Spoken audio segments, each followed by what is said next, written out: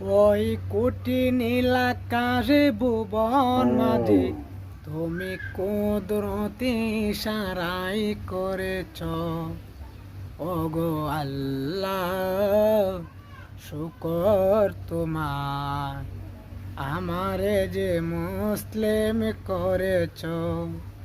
ওই কোটি নীলাকাশে ভুবন মাঝে, ওই কোটি নীলাকাশে ভুবন মাঝে তুমি কুদরতি সারাই রেখেছ।